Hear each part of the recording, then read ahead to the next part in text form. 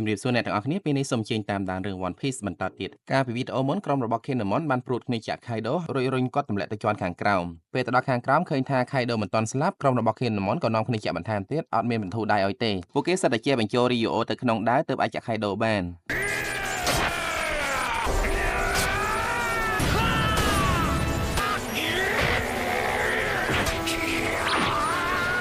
គួរស្ដាយណាស់ដែលពេលនោះ Kaido នៅតែមានកម្លាំងអាចរើរួចបន្តមក Kaido បានប្រែកាយខ្លាយទៅជាសត្វនាគហើយហោះឡើងទៅខាងលើវិញចំណែកក្រុមរបស់ Kinemon សុកចិត្តស្លាប់ក៏មិនឲ្យ Kaido រួចខ្លួនដែរពួកគេបាននាំគ្នាតោងសការរបស់ Kaido ឡើងទៅខាងលើដើម្បីប្រយុទ្ធគ្នាបន្តទៀតពេលឡើងទៅដល់លើដំបូល Kaido បាននិយាយថាគាត់មិនមែនគេចខ្លួនទេគឺគាត់រកកន្លែងទលាយដើម្បីប្រយុទ្ធគ្នានៅពេលនោះស្រាប់តែមានក្រុមកងសម្ព័ន្ធជនជាតិមីងមកពីโซចូលរួមប្រយុទ្ធផងដែរស្ថានភាពនៅយប់នោះអំណោយផលណាស់ព្រោះប្រច័ណ្ឌរះពេញវងដែលវាអាចជួយឲ្យជនជាតិមីងប្រែកាយខ្លាយទៅជាស៊ូឡងបានចំណែកខាង Kaido ក៏មិនមែនមានតែម្នាក់ឯងដែរនៅពេលនោះចាក់បានដឹកនាំកងទ័ពមកក្រុមទៅដល់ទីនោះចំពោះកងសម្ព័ន្ធជនជាតិមីងចាក់នឹងគឺជាសត្រូវសួរពុជរបស់ពួកគេការពីលើកមុនពេលចាក់ចូលទៅលុកលុយទឹកដីโซគាត់បានប្រើផ្សែងពុលវាយប្រហារទៅលើក្រុមកងសម្ព័ន្ធជនជាតិមីងហើយនៅបានសម្លាប់ប្រជាជនស្លូតត្រង់អស់ជាច្រើននាក់បញ្ជីដែលយ៉ាក់បានចម្ពាក់នៅថ្ងៃនោះត្រូវតែជំរះអស់នៅថ្ងៃនេះបន្តមកមិនចាំយូរទៀតទេជនជាតិមីងក៏ចាប់ផ្ដើមសម្លឹងទៅកាន់ប្រច័ណ្ឌដើម្បីប្រែកាយខ្លាយទៅជាស៊ូឡង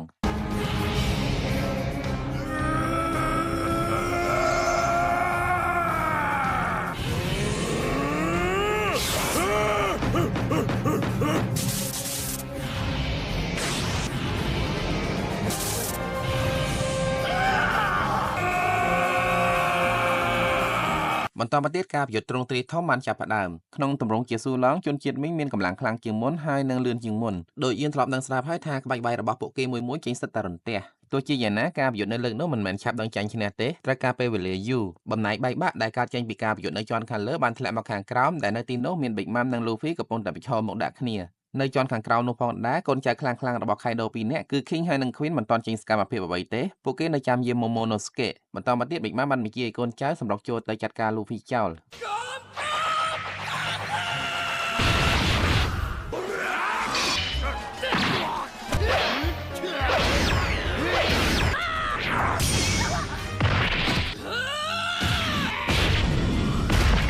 ពេលដែល King ហើយនិង Queen កំពុងតែចាប់អារម្មណ៍មើល Luffy វាយ Shinobu បានលួចចូលទៅជួយដោះលែង Momo ដោយការប្រុងប្រយ័ត្នបំផុតជាដំបូងនាងត្រូវការពេលវេលាធ្វើឲ្យច្រវាក់ដៃជ្រះពុក Poison ក្រោយមកបន្តិចនៅពេលដែលនាងផ្ដាច់ច្រវាក់ចិត្តបានសម្រេចទៅហើយស្រាប់តែ King តាមនាងទាន់នៅពេលនោះ King បានចាប់ច្របាច់ក្បាលរបស់ Shinobu ហើយគប់ចូលទៅខាងក្រោមប៉ុន្តែដោយសារតែ Shinobu គឺជានិន្ចានាងអាចមានវិធីហោះសំកាងខ្លួនបានបន្តមកស្រាប់តែមានអភូតហេតុចម្លែកមួយបានកើតឡើងគឺ Momo បានរួចពីច្របាក់ហើយជាហោះទៀតហើយដោយសារតែមិនអាចឲ្យ Momo រួចខ្លួនបាន King ក៏ចូលទៅប្រហារជីវិតគាត់ជំនួសឲ្យ Kaido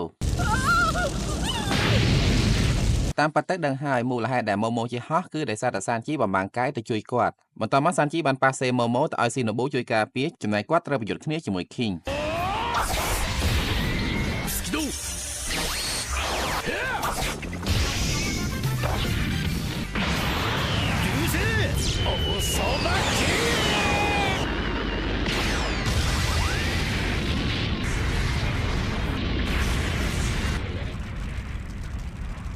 គាត់ជាគួរឲ្យភ្ញាក់ផ្អើលណាស់ King ប្រើតែដៃម្ខាងតែប៉ុណ្ណោះអាចទប់ជាមួយនឹង Super របស់ Sanji នៅពេលនោះបានដល់ពេល King វាយបកវិញម្ដងគាត់បានចាប់ជើង Sanji គប់ទៅយ៉ាងឆ្ងាយហើយប្រែកាយខ្លាយទៅជា Dinosaur ហោះដេញបុក Sanji ប៉ុន្មានតែ Sanji ក៏ចេះហោះគេចដែរប៉ុន្តែល្បឿនហោះរបស់គាត់យឺតជាង King ទីបំផុត King តាម Sanji ទាន់ហើយប្រើចម្ពោះបុកទ្រូងរបស់ Sanji ជាប់មិនឲ្យរើរួចបន្តមករុញ Sanji ទៅខ្ទប់ជាមួយនឹងអាគារមួយ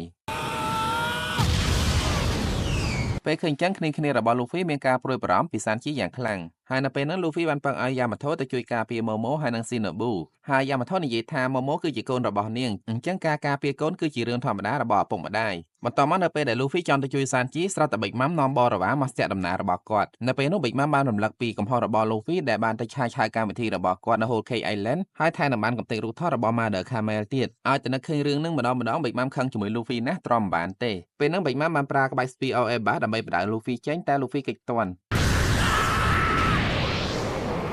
ឲ្យតែ Big Mom ប្រើក្បាច់នឹងម្ដងខ្ទេចខ្ទីអស់ហើយអត់មានសល់ទេបន្តមកដោយសារតែមិនអស់ចិត្ត Big Mom ក៏ចង់ប្រើស៊ូដើម្បីវាយប្រហារទៅលើ Luffy ទៀតប៉ុន្តែនៅពេលនេះស៊ូនៅជាមួយ Nami ទោះជាយ៉ាងណាក្រោយមកបន្តិច Big Mom បានតាមទៅយកស៊ូពីដៃរបស់ Nami មកវិញបានហើយចង់ប្រើស៊ូទៅសម្លាប់ Nami ចោលថែមទៀតស្នាល្អដែលពេលហ្នឹង Frankie ហើយនិង Brook បានជិះម៉ូតូទៅដល់ហើយជួយនាងទាន់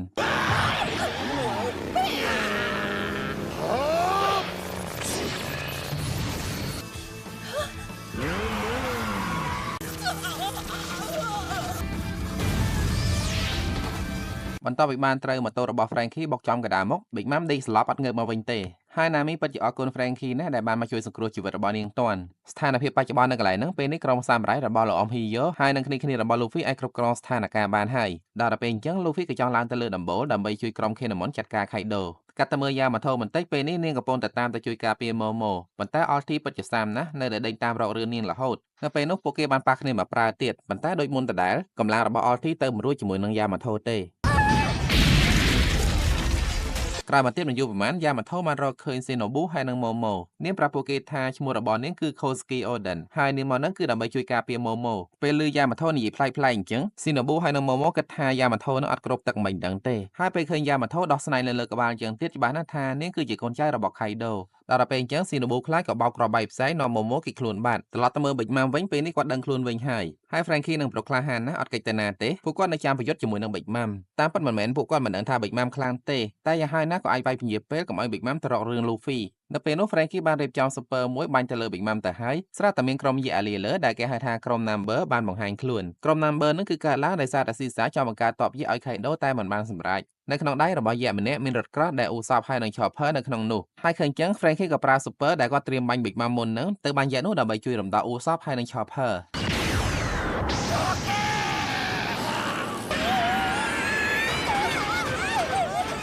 ដល់ពេល Frankie បានប្រើ Super អស់ហើយគឺដល់វេនដែល Big Mom ត្រូវវាយប្រហារទៅលើគាត់វិញម្ដងសំណាងដែរដែលពេលនោះ Robin និង Jinbe ចេះតែឃើញចាប់ Big Mom បោកហើយរមៀលគាត់ដូចបាល់ចឹងទៅយ៉ាងឆ្ងាយកាត់ទៅមើលការប្រយុទ្ធរបស់ក្រុម Kinemon នៅវិញក្រោយពេលជនជាតិមីងប្រែកាឡាខ្លាយទៅជាស៊ូឡងអស់ហើយនៅតែមិនអាចវាយឈ្នះក្រុមរបស់ចាកជាពិសេសគឺចាកផ្ទាល់តែម្ដងឃើញអញ្ចឹងក្រុមរបស់ Kinemon ទ្រាំមើលលេងបានក៏ចង់សម្រុកចូលទៅវិញម្ដងប៉ុន្តែ Kate Viper ហើយនឹង Dawstorm ប្រាប់ថាឲ្យចាំមួយផ្លែសិននៅពេលហ្នឹងពួកគាត់ទាំងពីរក៏មើលប្រច័ណ្ឌហើយប្រែកាយខ្លាយទៅជាស៊ូឡងរួចសម្រុកចូលទៅប្រយុទ្ធជាមួយនឹងចាក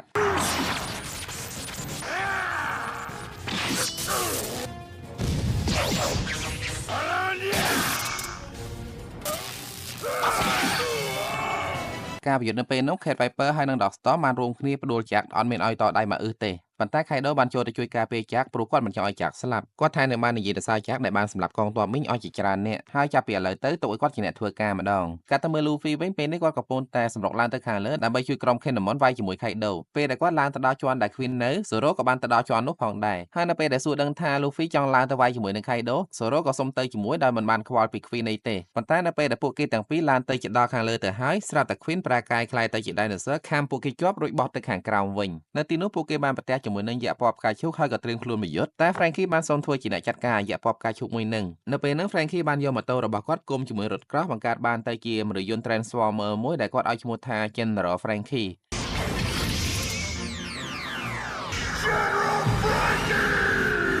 ក្រុមសាមរ៉ៃដែលមិនធ្លាប់បានឃើញមនុស្សយន្តក៏នាំគ្នាបួងសួងព្រោះគិតថា General Frankie នឹងគឺជាព្រះបន្ទាប់មក General Frankie បានលោតចូលទៅវាយជាមួយនឹងយក្សពណ៌ផ្កាឈូកហើយប្រើតែមួយក្បាច់តែប៉ុណ្ណោះអាចចាត់ការយក្សនោះបានខណៈពេលនេះ Sanji បានងើបមកវិញហើយគាត់អត់អីទេដែលសារតែបានអាវពិសេសរបស់គាត់ជួយការពារស្ថានភាពនៅពេលនេះកងទ័ពរបស់ស្រូវបានមកប្រមូលផ្ដុំគ្នាកាន់តែច្រើនឡើងហើយមានតាមពីក្រុមថ្មើរជើងក្រុមយក្សនិងក្រុមហោះហើយចៃដន្យក្រុមរបស់ Luffy ក៏បានទៅជុំគ្នានៅទីនោះផងដែរអត់មានបាត់ម្នាក់ទេវត្តមានរបស់ក្រុម Luffy នៅទីនោះបានធ្វើឲ្យក្រុមរបស់លោកអ៊ំហ៊ីយ៉ូនិងសាមរ៉ៃផ្សេងទៀតមានអារម្មណ៍ថាអត់មានខ្លាចអីសោះទោះបីជាសត្រូវមានចំនួនច្រើនលើសលប់យ៉ាងណាក៏ដោយខណៈពេលដែលសភាការកំពុងតែជ្រួលច្បល់ច្បាំងគ្នាពេញទឹកពេញដី Drake ដែលជាសមាជិកនៅក្នុងក្រុម Tobiropo របស់ Kaido បែរទៅជាបបួល Hawkins ឲ្យក្បត់ Kaido Drake ដឹងថាការពីមុន Hawkins គឺជាសម្ព័ន្ធមិត្តជាមួយនឹង Kid ហើយនឹង Apu ហើយក្រោយមក Apu ក្បត់ទៅចោះចូលជាមួយ Kaido ទើបគាត់ហើយនឹង Kid ត្រូវបាន Kaido ចាប់បានហើយគាត់ត្រូវបង្ខំចិត្តចោះចូលជាមួយ Kaido ដើម្បីរស់នៅពេលនោះផងដែរ Kid បានតាក់ទងទៅសមាជិក Tobiropo ទាំង6នាក់ឲ្យផ្អាកការងារពួកគេទាំងអស់ហើយងាកមកប្រយុទ្ធជាមួយនឹងក្រុមរបស់ Luffy វិញមូលហេតុដែលកន្លងមកក្រុម Tobiropo អត់ទាន់ចូលប្រយុទ្ធគឺដោយសារតែ Kaido ដាក់ការងារពួកគេតាមរក Yamato បន្ទាប់មកសមាជិក Tobiropo ម្នាក់ឈ្មោះ Who's Who បានបបួល Drake ហើយនឹង Hawkins ទៅចាត់ការ Queen ចោល Drake អត់ដឹងទេថា Who's Who មានកំណុំអីជាមួយ Queen ប៉ុន្តែបើសិនជាសម្រាប់ Queen បាននឹងធ្វើឲ្យកងកម្លាំងរបស់ Kaido ចុះខ្សោយបន្តិចបន្ទាប់មកនៅពេលដែលទៅដល់ Who's Who បានប្រើកំភ្លើងភ្ជុង Queen ហើយ Queen មើលទៅដូចជាភ័យខ្លាចណាស់តែក្រោយមក Who's Who បែរជាបាញ់ Drake ទៅវិញតាមពិត Who's Who ហើយនឹង Queen ដឹងមុនហើយថា Drake គឺជាជនក្បត់សប្តាហ៍ថ្ងៃ Drake គឺជាភ្នាក់ងារពិសេសរបស់រដ្ឋាភិបាលនៅក្នុងក្រុមមួយដែលគេហៅថា SWORD ប៉ុន្តែមកទល់ពេលនេះកូនចៅរបស់ Kaido អត់ទាន់ដឹងទេគ្រាន់តែដឹងថាគាត់ក្បត់កាលពីមុនពេល Hawkins ចាប់ខ្លួន Law បានគឺ Drake នឹងហើយជាអ្នកជួយ Law ឲ្យរួចចេញពីគុកនៅពេលនេះ Drake អត់ទាន់នឹកឃើញថាត្រូវដោះស្រាយយ៉ាងម៉េចទេប៉ុន្តែគាត់បានបោកគ្រាប់បែកដើម្បីរំដោះខ្លួនមកគ្រាសិនចាំគិតទៀត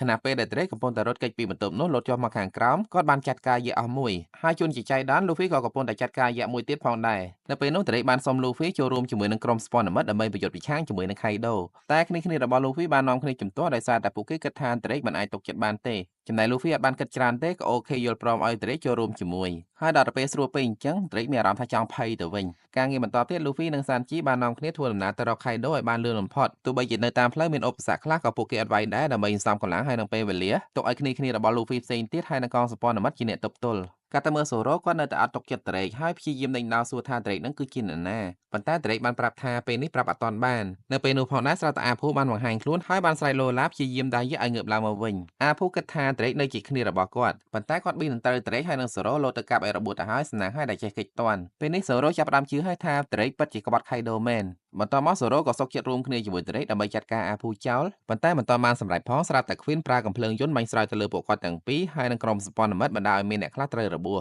ក្រោយមកបន្តិចអ្នកដែលត្រូវរបួសទាំងប្រមាណបានប្រែកាយខ្លាយទៅជាបិសាចតកដែលគេហៅថា Ice Oni ពេលបានខ្លាយទៅជាបិសាចតកជនរងគ្រោះលែងស្គាល់គ្នាឯងហើយមេរោគនឹងអាចចម្លងទៅជនម្នាក់ទៀតតាមរយៈការប៉ះថែមទៀត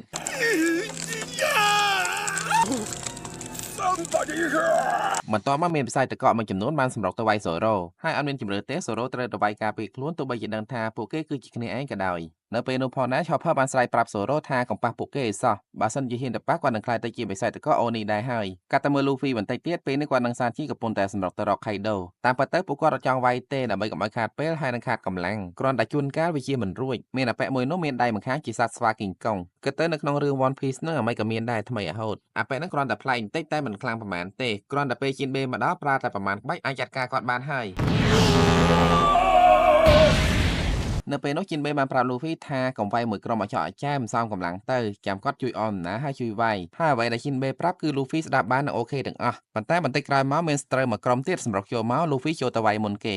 កាលពីវីដេអូមុនបន្ទាប់ពី Dog Storm ហើយនិង Cat Viper ផ្ដួលចាក់បានហើយខៃដូបានប្រាប់ឲ្យចាក់ទៅសម្រាកទុកឲ្យគាត់ជាអ្នកចាត់ការម្ដងក្បាច់ដំបូងដែលខៃដូប្រើគឺ Fireball Jutsu ផ្លុំភ្លើងដាក់ក្រុមរបស់ KinemonនៅពេលនោះKinemonបានសម្រុកចូលទៅតែម្នាក់ឯងអត់មានខ្លាចភ្លើងរបស់ខៃដូទេដោយសារតែគាត់ចេះប្រើក្បាច់ពិសេសមួយអាចកាត់ភ្លើងដាច់ជាពីរ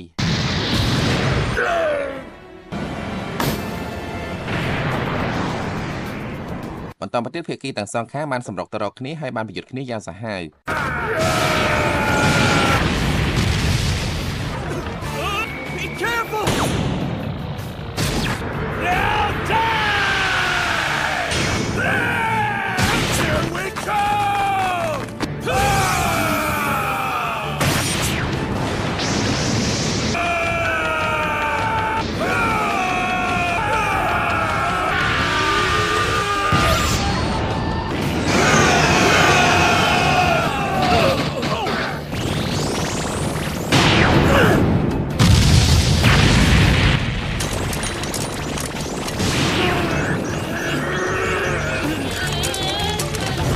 ការប្រយុទ្ធនៅមុនហ្នឹងយើងឃើញថាក្រុមរបស់ Kinemon អាចចាក់ខៃដូបានខ្លះប៉ុន្តែសម្រាប់ខៃដូវាគ្រាន់តែជារបួសសើស្បែកតែប៉ុណ្ណោះដោយសារតែមិនអស់ចិត្តក្រុមរបស់ Kinemon ក៏សម្រុកចូលទៅម្ដងទៀតដោយលើកនេះពួកគេបានប្រើក្បាច់ពិសេសរៀងៗខ្លួនសង្ឃឹមថាអាចចាត់ការខៃដូបានក្បាច់របស់ពួកគេម្នាក់ៗនៅពេលនេះមើលទៅគួរឲ្យចាប់អារម្មណ៍ហើយក៏អាចវាយខៃដូចូលច្រើនផងដែរ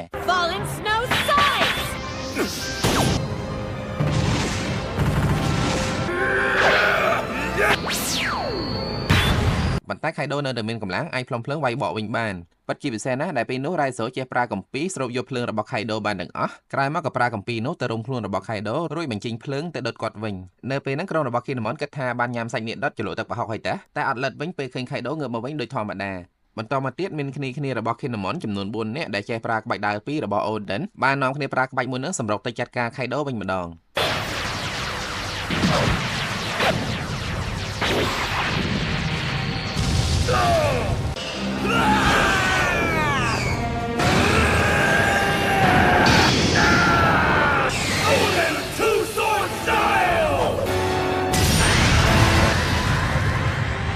នៅពេលនោះពួកគេបាននាំគ្នាទៅចាក់ខៃដូចំរបួសចាស់ដែលមើលទៅហាក់បីដូចជាខៃដូឈឺចាប់ខ្លាំងណាស់រហូតដល់ថ្នាក់ដួលសន្លប់ពេលឃើញអញ្ចឹងគ្នារបស់ Kinemon ខ្នងគ្នាសប្បាយចិត្តព្រោះគិតថាខៃដូស្លាប់បាត់ហើយ ប៉ុន្តែនៅពេលដែល Kinemon ចង់ចូលទៅកាត់ក្បាល Kaido ដើម្បីឲ្យប្រកាសស្រាប់តែ Kaido វត្តគាត់មកកន្ទុយថយក្រោយវិញនៅពេលនោះ Kaido បាននិយាយថាគាត់ខកចិត្តណាស់នៅពេលដែលឃើញក្រុមរបស់ Kinemon ចេះប្រើក្បាច់របស់ Oden ហើយប៉ុន្តែពួកគេទាំងអស់រួមគ្នាក៏គ្មានកម្លាំងខ្លាំងដូច Oden និយាយរួច Kaido ក៏ប្រើក្បាច់ខ្យល់វាយប្រហារទៅលើក្រុមរបស់ Kinemon វិញម្ដងដែលការវាយប្រហារលើកនេះបានធ្វើឲ្យ Kiku ត្រូវរបួសរហូតដល់ដាច់ដៃមួយខាង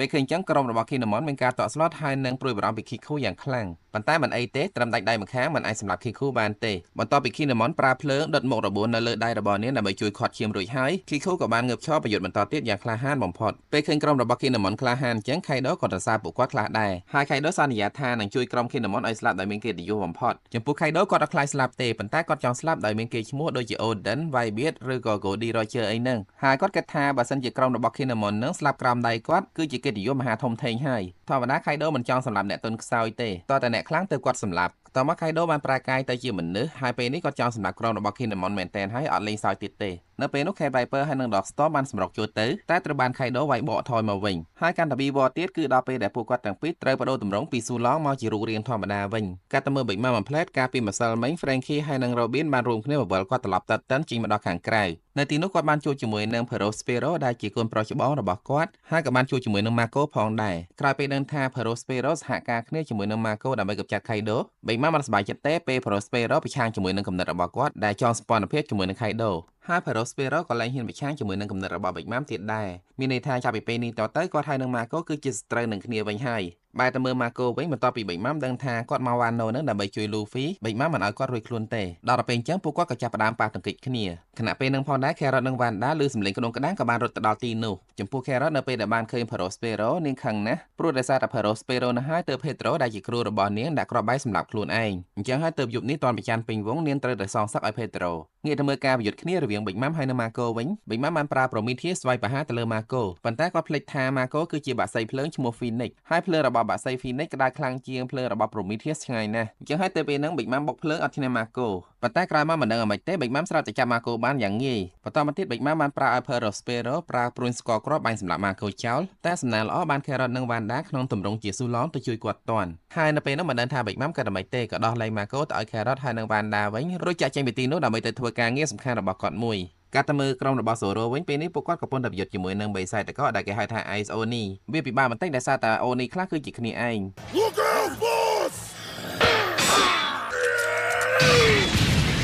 នៅទីនោះមានកូនចៅរបស់ល្អអ៊ំហ៊ីយ៉ូម្នាក់ឈ្មោះអូម៉ាសាត្រូវបានអូនីម្នាក់ខ្វាយឲ្យឆ្លងមេរោគគាត់ចង់សម្លាប់ខ្លួនឯងតែម្ដងដើម្បីកុំឲ្យខ្លាយទៅជាអូនីវាយប្រហារលើគ្នាឯងប៉ុន្តែលោកអ៊ំហ៊ីយ៉ូបាននិយាយលើកទឹកចិត្តគាត់ថាក្រុមរបស់ Luffy មានពេទ្យម្នាក់ប៉កែណាស់ឈ្មោះ Chopper កាលពីនៅគុកអ៊ំដនមានករណីចឹងកើតឡើងដែរតែ Chopper បានជួយពួកគេទាំងអស់ខណៈពេលនេះ Queen នៅតែបន្តបាញ់រះទៅកាន់វងមនុស្សនៅខាងក្រោមមិនខ្វល់ថាគ្នាឯងឬក៏គ្នាគេទេហើយយើងពិនិត្យឃើញថាជនរងគ្រោះភាគច្រើនគឺជាក្រុម Gifter ដែលជាកូនចៅរបស់ Kaido នៅពេលនោះ Zoro បានកាប់ Oni ប្រមាណអ្នកឲ្យដួលប៉ុន្តែមិនយូរប្រមាណ Oni ដែលត្រូវរបួសទាំងនោះក៏អាចងើបឡើងមកវិញដោយ zombie អញ្ចឹងទោះជាយ៉ាងណា Chopper នៅតែមានជំនឿចិត្តថាគាត់អាចព្យាបាល Oni ទាំងនោះបានហើយគាត់បានស្មានថាពេលនេះមានតែ Queen ទេដែលមានថ្នាំប្រសាទឲ្យតែគាត់អាចយកថ្នាំប្រសាទបានពី Queen គឺគាត់អាចផលិតថ្នាំប្រសាទបានច្រើនទៀតបន្ទាប់មក Queen បានប្រកាសតាមមេក្រូថាអ្នកដែលខ្លាចទៅជា Ice Oni ទាំងអស់ហ្នឹង1ម៉ោងទៀតនឹងស្លាប់ទាំងអស់រួចគាត់ក៏បានបោះថ្នាំបន្សាបបំពង់ទៅឲ្យអាភូហើយប្រាប់ឲ្យអាភូជួយការពារវាបើសិនជាការពារមិនបានទេគាត់នឹងសម្លាប់អាភូចោលនេះគ្រាន់តែជាហ្គេមមួយដែល Queen យកមកលេងកម្សាន្តសប្បាយតែប៉ុណ្ណោះគាត់ចង់ឃើញក្រុម Oni រត់ដេញអាភូទៅដានថ្នាំបន្សាបឲ្យគាត់មើលលេងហើយ Chopper ក៏ចង់បានថ្នាំបន្សាបនោះដែរក៏ប៉ឹងឲ្យ Zoro ជួយយកឲ្យគាត់បន្តមកមិនយូរប្រហែល Zoro និង Drake អាចតាមអាភូទាន់ហើយពួកគេក៏បានប៉ះគ្នាមកប្រាវត្រឡប់ទៅមើល Chopper ហើយនិង Brook ពេលនេះ Brook ត្រូវបាន Oni ម្នាក់ខាំចំស្ម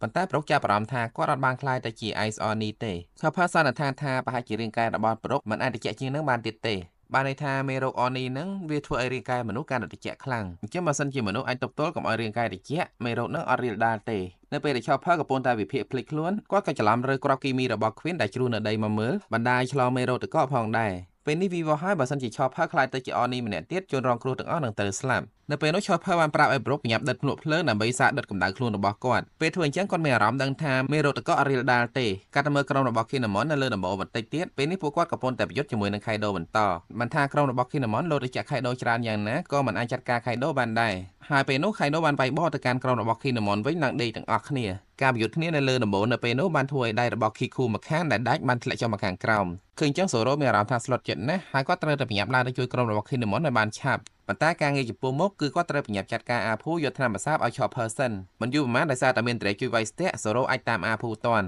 លើកនេះអត់មានពជាពេលទៀតទេសូរ៉ូបានប្រើក្បាច់ពិសេសរបស់គាត់ឈូវឹបទៅកាប់អាភូឲ្យរបួសហើយដណ្ដើមយកថ្នាំប្រសាបបានកាត់ទៅមើលណាមីនិងអ៊ូសបពេលនេះពួកគាត់កំពុងតែរត់គេចចេញពី Alti ហើយនិង Page 1នៅពេលនោះពួកគាត់បានរត់បំបែកគ្នាណាមីរត់គេចពី Alti ចំណែកអ៊ូសបរត់គេចចេញពី Page 1តាមទៅមើលណាមីមុននាងខំរត់ពួនស្មានតែរួចខ្លួនហើយប៉ុន្តែនាងមិនដឹងសោះថា Alti ជា observation haki អាចរកនាងឃើញនៅពេលនោះណាមីបានបញ្ចេញអេរិយាបថដូចជាភ័យខ្លាំងណាស់ប៉ុន្តែនៅពេលដែល Alti ភ្លេចខ្លួនបន្តិចណាមីក៏ប្រើដំបងអាកាសធាតុរបស់នាងបាញ់ Alti ឡើងប៉ើងការបាញ់របស់ណាមីមិនបានធ្វើឲ្យ Alti ត្រូវរបួសអីទេបានត្រឹមតែធ្វើឲ្យនាងខឹងកាន់តែខ្លាំងតែប៉ុណ្ណោះហើយនៅពេលនោះ Alti បានលោតទៅតែក្បាលណាមីដើម្បីជាការសងសឹកឃើញចឹងអ៊ូសាក៏បញ្ញាប់ចូលទៅជួយណាមីប៉ុន្តែក្រជំពាមដែលគាត់បាញ់ទៅកាន់ Alti អត់មានប្រសិទ្ធភាពសោះដល់ពេលអញ្ចឹងទៅអ៊ូសាក៏ត្រូវបាន Alti ចូលក្បាលផងដែររឿងដែល Alti តាមណាមីនឹងអត់មានអីធំដុំទេគឺដោយសារតែណាមីធ្លាប់និយាយថា Luffy នឹងក្លាយទៅជាស្ដេចចោរសមុទ្រដល់ពេលអញ្ចឹង Alti ដែលមានចរិតដូចកូនក្មេងអត់សុខចិត្តនាងគិតថា Kaido ទើបស័ក្តិសមជាស្ដេចចោរសមុទ្រអញ្ចឹងហើយទើបនាងតាមទាមទារឲ្យណាមីនិយាយថាសុំទោសប៉ុន្តែនៅពេលហ្នឹងទោះបីជាណាមីត្រូវស្លាប់ក៏នាងអត់សុំទោសដែរនាងនៅតែនិយាយពាក្យដដែលថា Luffy នឹងក្លាយទៅជាស្ដេចចោរសមុទ្របន្ទាប់មកនៅពេលដែល Alti បំរុងនឹងចូលក្បាលណាមីសម្រាប់ចោលទៅហើយស្រាប់តែឆ្កែរាជសីបោលចូលមកខាំក្បាលរបស់ Alti ក្រឹបអ្នកដែលជាឆ្កែរាជសីនោះមកគឺថាម៉ានៅពេលនោះ Page 1បានមកដល់ហើយបោលបុកឆ្កែរាជសីដើម្បីជួយ Alti វិញក្រៅពីឆ្កែរាជសីថាម៉ាក៏បាននាំស្វាបាប៊ូនមកជាមួយផងដែរហើយឆ្លៀតពេលដែល Page 1និង Alti ជាប់ដៃប្រយុទ្ធជាមួយនឹងស្វាបាប៊ូនថាម៉ាបាននាំអ៊ូសបនិងណាមីជីឆ្កែរាជសីគេចេញពីទីនោះកាត់ទៅមើលស៊ីណូប៊ូហើយនិងម៉ូម៉ូវិញពេលនេះពួកគាត់ទាំងពីរត្រូវបានកូនចៅរបស់ Kaido ដឹកនាំដោយសមាជិក Tobiropo ម្នាក់ឈ្មោះ Sasuke ឡោមព័ទ្ធគោលបំណងរបស់ Sasuke មិនមែនមកចាប់ម៉ូម៉ូទេគឺមកសម្លាប់ម៉ូម៉ូចោលអញ្ចឹងហើយទើបពួកគេបាញ់អត់បណីដៃ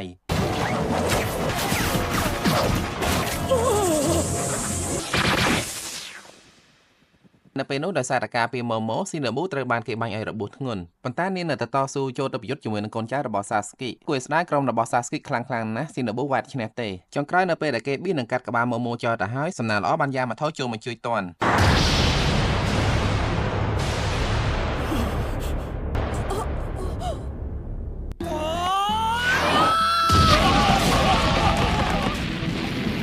បន្ទាប់មកយ៉ាម៉ាថូបានចេញក្បាច់របស់ Oden ហើយប្រកាសថានាងគឺជា Oden អញ្ចឹងនាងត្រូវតែការពារមនុស្សនៅក្លាន Kozuki ពេលអញ្ចឹងកូនចៅរបស់ Sasuke នាំគ្នាផ្ទុះសំណោចប៉ុន្តែយ៉ាម៉ាថូអត់ខ្វល់នរណាសោកយំអីទេនៅតែធានាជាមួយម៉ូម៉ូថានាងនឹងការពារគាត់មិនត្រឹមតែម៉ូម៉ូទេយ៉ាម៉ាថូធានាថានឹងការពារស៊ីណូប៊ូដូចគ្នាកាលពី20ឆ្នាំមុននៅថ្ងៃដែលគេបង្ហាញជីវិត Oden នាងបានលើស៊ីណូប៊ូនិយាយបកស្រាយប្រាប់ប្រជាជនថា Oden លះបង់អ្វីខ្លះគឺរឿងនឹងហើយដែលធ្វើឲ្យនាងស្ងើចសរសើរ Oden ហើយចង់ធ្វើជា Oden និយាយដល់ត្រឹមហ្នឹងក្រុមរបស់ Sasuke បានបើកការបាញ់សន្ធប់ទៅលើយ៉ាម៉ាថូយ៉ាងសាហាវ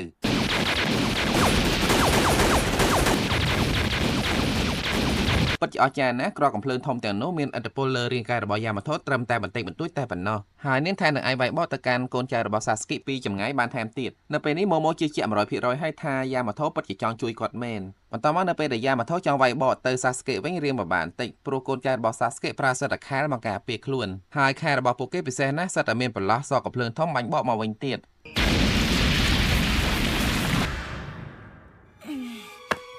ក្បាច់បន្តទៀតយ៉ាម៉ាថូបានបដោះជាគមចង់ប្រើកាឡាខ្លាយទៅជាសត្វអីម្យ៉ាងទៅហើយស្រាប់តែមានសម្លេងផ្ទុះបឹងនៅក្បែរនោះគឺជាសម្លេងរបស់យៈហាឆាកំពុងតែដេញវាយ Frankie ហើយកម្លាំងរបស់យៈហាឆាហ្នឹងខ្លាំងណាស់មកដំបងរបស់គាត់គឺទម្លុះអាគារចុះដល់ក្រោមតែម្ដងតែវាក៏ល្អម្យ៉ាងដែរយ៉ាម៉ាថូអាចនាំស៊ីណូប៊ូហើយនៅម៉ូម៉ូគេចុះតាមនោះបាននៅពេលដែលកំពុងធ្លាក់ចុះទៅយ៉ាម៉ាថូឆ្លៀតប្រើក្បាច់ពិសេសរបស់នាងមួយចាត់ការយៈហាឆាចោលដើម្បីសងគុណ Frankie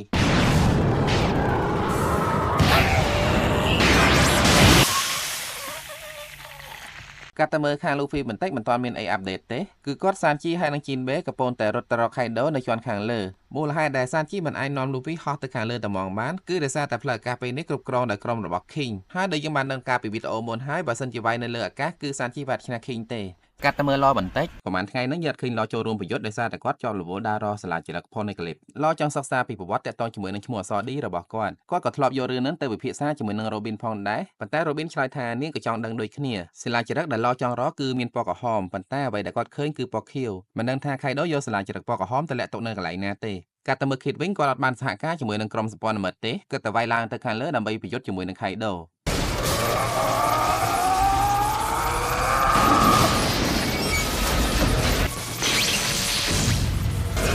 So you wanna fight?